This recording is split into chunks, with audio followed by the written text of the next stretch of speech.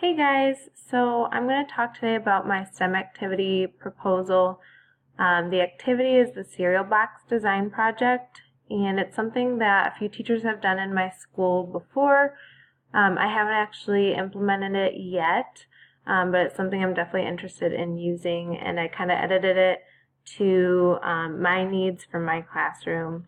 But this is something that would be done in a geometry class, but could also be applied to algebra classes when talking about the prices, but mostly it's geometry with volume and surface area, because the activity objectives are that participants will be able to find the surface area and volume of a three-dimensional figure, and the figures that we'll be using are prisms, cylinders, cones, pyramids, and spheres.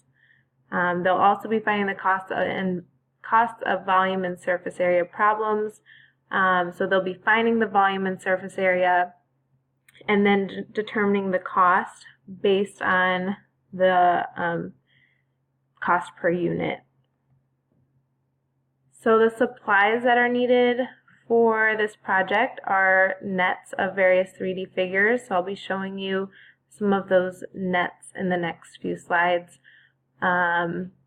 Also coloring utensils, because they are asked to decorate their cereal box. So scissors, tape, and glue for that, and the project handout, which we'll be going through. The essential question for this project / unit is how can you apply the formulas for surface area and volume of solids to solve real-world problems? So there could be a few more essential questions added to this, but this is more of a general, how can we use these formulas in a real-world situation, in a STEM career, like business. And then this project is really an assessment tool in itself. So the assessment is, it's a group project, and it's evaluated through their work as well as through their self and peer reflection assessment. So I'll be taking you through that as well, what that looks like. But I think it's really great to get peer feedback so that we know as a teacher who is doing the most work, who is really putting forth the effort, and then who isn't in the project. Because it's really easy for groups to have members that aren't doing as much work or contributing as much. So it's good to know who that is in each group. And then the strategies and tools for students to utilize. So what they're utilizing during the activity is different vocabulary. So that whole list of vocab that we talked about. Some other ones that I haven't talked about yet are slant height and height, area, that's what's the area of the base. So those are some vocab terms that are important for students to know prior to doing this project. And then another tool for students to utilize is team collaboration, working together as a team for the same goal. And then it's a real life situation, so utilizing the strategies that they've used in other real life situations to help them solve this problem. Okay, so this is kind of what the start of the project looks like. It's the introduction, task 1. So you can kind of read through that. I'll also attach this with the screencast here. Okay, so this is where they're actually creating the cereal box. So they'll be naming the figure the way it looks in net form. So I'll take you through some of those in the next slide. And then they also have to identify the polygon's base, because a lot of these are actually prisms for the cereal box. But they have to identify what type of prism. Okay, they're also decorating the cereal box in this step, coming up with a name for the cereal box. So this is just the creativity part of this project. And then they're actually putting it together. So these are some of the nets that you could provide. This project's really easy to change the nets and the actual figures that they're doing. So these are some triangular prisms. And then we have some polygonal prisms, and then this is also a trapezoidal prism. Okay, so a trapezoidal prism is definitely one that's more complicated. So it just kind of depends what you want for your students. And then a hexagonal prism, and then a rectangular prism. You could also just give them all the same one if you want all the groups to have the same cereal box. That's fine.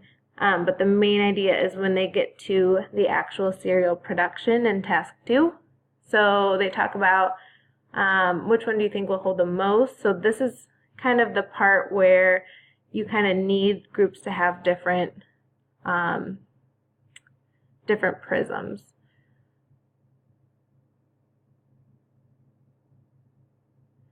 Okay, so they're actually comparing with other groups which one would be the best, and then justifying their answers. So you could, if you wanted to do all the same, you could take this step out.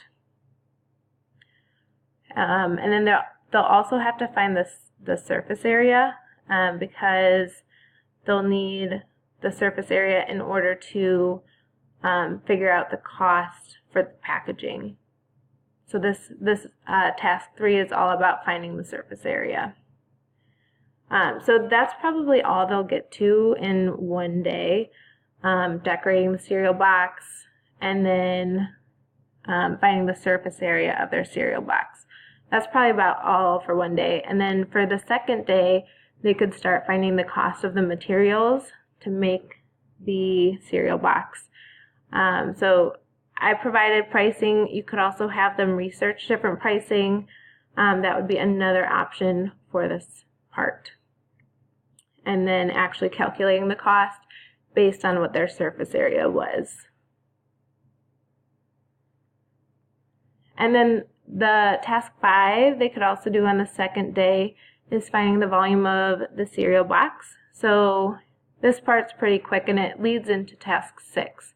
So all they're doing right now is calculating the volume so that they can determine how much of the cereal they can fit. So I provided 4 different options for types of cereal shapes.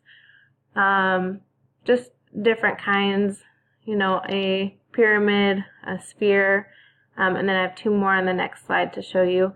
But they have to find the volume of each type of cereal, and then determine how many pieces would fit in the cereal box. And then we just assume that there's no space between, just to make it a little bit easier. But you could also have them take into account maybe how much space there could be, maybe like estimating, just so that they can calculate it a little bit more accurately. So then we have a pyramid shape, a sphere, and then also a cylinder and a cone. So this gets those other shapes into the project, but you could also incorporate different prisms as well, but that was more in the cereal box step. So then in task 7, they're going to calculate the cost of the material from task 4, and then the cost to fill the cereal box. So back in these steps, it tells them the cost per piece. So using that, they're going to calculate the total cost to fill the cereal box. And before that is when they determine which shape down here, which shape will you choose to fill your cereal box. So after they choose that shape, they're going to actually determine the total cost to produce the cereal. So considering that cost, they're going to determine would people actually buy the cereal, just kind of taking it into that real world perspective, if it's reasonable or not. And then in task 8, just kind of thinking about the product's markup.